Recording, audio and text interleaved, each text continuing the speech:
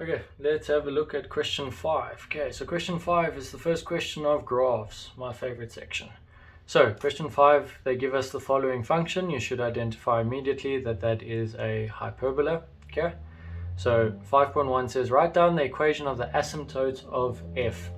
Okay, so f is given as -1 all over x minus 3 plus 2.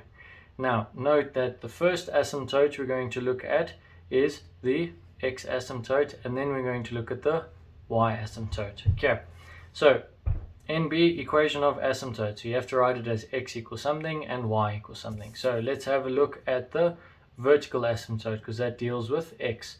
Now we know that x minus 3 cannot equal to 0, because then it gives me a 0 at the bottom of the fraction.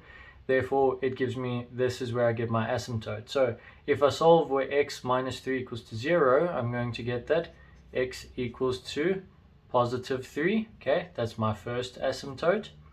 Now the second asymptote we just get straight from our equation, and that's the back number over here. Okay, this is not your y-intercept, this is your horizontal asymptote. So y equals to 2. Okay, so you keep the positive 2 together there. Okay, so that's the equation of your asymptote.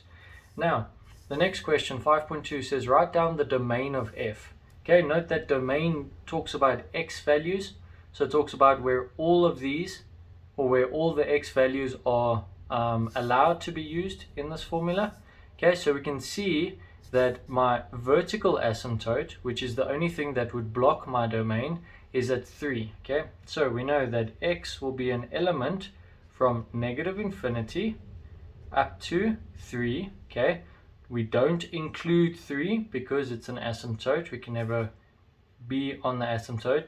Union 3 all the way to infinity. Note that we never use square brackets with -infinity or positive infinity. Why? Because infinity is not a number, it's a concept. Okay, now 5.3 says determine the coordinates of the x-intercept of f. Okay, so the x-intercepts mean we make y equal to 0. Okay, so by making y equal to 0 of my function, so my function is y equals to -1 over x minus 3 plus 2.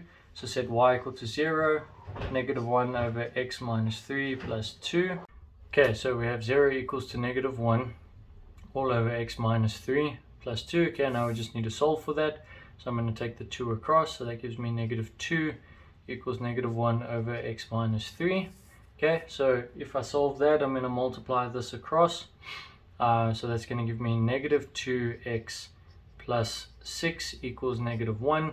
So therefore, once you've worked out all the algebra with that, you are going to get that x equals to 7 over 2. Okay, now that I have the x value over here, remember we said y equals to 0. So therefore, the x-intercept coordinate will be at 7 over 2 and 0. Sorry, that should be negative. Let's just have a look here. -7 over 2. Is it? That goes over, that becomes -7. Divide, that's a positive, that's a positive. Okay, make sure you watch your positives and negatives. Okay, therefore, if we look at 5.4, it says write down the coordinate of the y-intercept of f. Okay, so now we're looking for the y-intercept. So when we look for y-intercepts, we said x equal to 0. Why? Because the y-axis, there are no x values on it. Okay, so we now have y equals to -1 all over 0 minus 3 plus 2. Okay, so therefore we have y equals to -1 over -3 becomes +1 over 3 plus 2. And if we add 2 to that, we're going to get y equals to 7 over 3. Okay, so the y-intercept is going to be at 0 and 7 over 3. Okay, so it's 0 because we said x equal to 0.